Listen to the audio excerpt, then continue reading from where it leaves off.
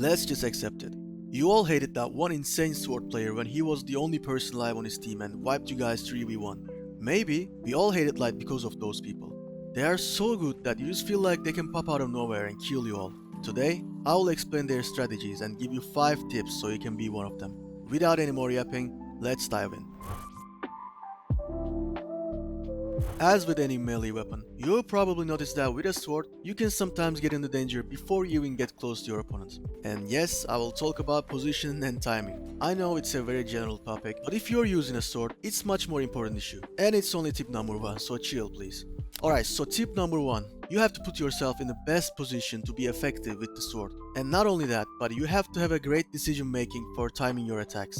We have 3 strats for this. 1. Wait for your teammates to get the enemy's focus so you can flank them while they're distracted. This works really well, but if your teammates die before you start the fight, you will get flamed. And because you're playing light, people are probably gonna report you for every single cause, including 9-0. Jokes aside, it's really a timing issue. You don't have to wait until your teammates actually fight. You just have to make sure that the enemies are distracted by them. That way, you can flank the enemies to deal lots of damage and hopefully kill all of them. But even if you don't, because you're a sword player, the enemies will now focus on you, so your teammates will have a much easier time fighting them. The second strat is fighting before your teammates. Now, I don't recommend this if you are not experienced or confident enough with the sword, but it can be really annoying for the enemies. Here's how it goes. You check your teammates and the enemies. You make sure that the enemies don't see you. Then, if you are 100% sure that your teammates will be able to attack the enemy once you attack, you can plan your attack and go for it. If your teammates are far away or they don't have the vision on the enemy, you can't do it. That's the rule. Because even if you're a great sword player, things can always go wrong. And if you die before your teammates even join the fight, you will leave them in a 2v3 situation. The positive side of this strat is that if you're really confident with your sword skills, you can secure at least 1 or 2 kills, or at least give your opponent a hard time. So you make sure your team's job is much easier. Our third strat is fighting with your teammates at the same time. I know all of these strats sound similar because the difference might be 2 or 3 seconds, but trust me, it's important. If you decide to fight with your teammates, you need to attack the opponent that your teammates are attacking. In this situation, you either secure the kill or make it easier for your teammates to kill the enemy. Okay, we briefly talked about positioning and when to attack, so let's talk about how to attack. You gotta use dash with the sword to be effective. And when you combine dash with the sword, you can also achieve some insane movement mechanics. I'll talk about that in a minute. Now first, your right click attack gives you a little boost forward called lunge. So many people don't understand how the right click attack works. When you hold and release right click, your sword swings forward, and when it's in the air and contacts the enemy, it deals damage. So as long as it's in the air, you can deal damage. Because of this, you can hit multiple enemies by just pointing your sword at them. If you miss your right click attack, you can still hit the enemy if you're close enough by sliding your aim towards them. If you want to combine your dash with your sword, hold and release right click to attack, and the second you release your finger from right click, use dash. This will make your lunge longer. And if you aim a little higher and do the same thing, your character will lose contact with the ground because of how dash works. And you'll still be able to deal damage while you're in the air. Alright, it's time to talk about the damage. You need to know your damage. And that's tip number 2. Understand your damage against each class. Your right click attack deals 140 damage, left click deals 74 damage, and your melee deals 40 damage.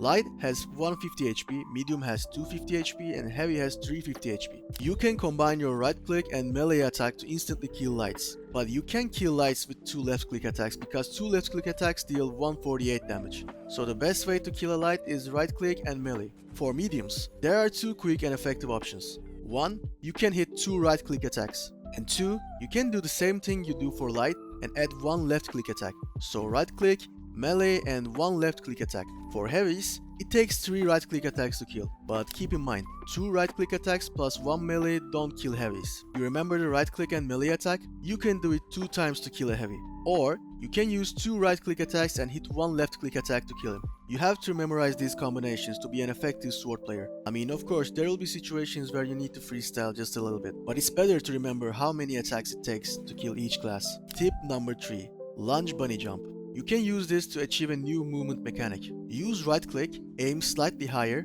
release, dash, and when you hit the ground, bunny jump. This will allow you to go much further than a normal dash or a dash with a right click combo. I use this every time when I need to go somewhere quickly or at the beginning of every round. This tip is important but straightforward, so there is not much to explain. Tip number 4. Use TP. As a light, it's already crucial to have a TP with or without a sword in my opinion. But with a sword, it's much more important. Let's take a look at a real life scenario.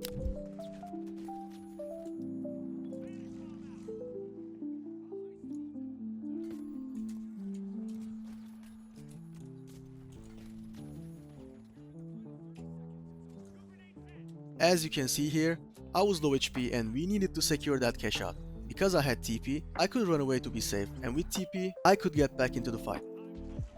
If I hadn't had TP, I probably would have been around the cash out and someone could have killed me there.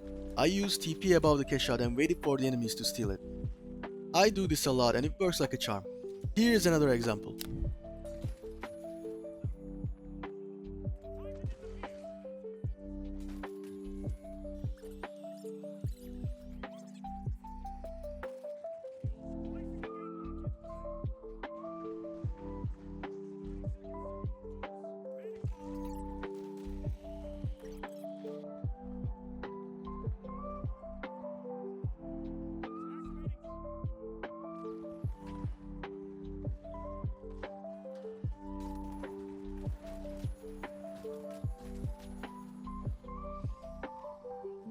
Tip number 5. Using your extra dash while fighting mediums. You see, it takes 2 right click attacks to kill a medium. And let's say you use your first dash with the first strike. Now, you have 2 dashes left. You might still use one of the dashes to attack, so you got 1 extra. You can use that extra dash right after your first attack to reposition so that the enemy will be confused. I use this a lot and I can definitely say it's insane. When you attack the enemy, he thinks you are behind him, so he turns around. But by using your dash, you can reposition to a place where he is not expecting you. By the way, I didn't want to interrupt the video, so I left this to the end. We are so close to 1000 subs and 93% of people watching aren't subscribed. So if you enjoy the content, don't forget to sub to the channel.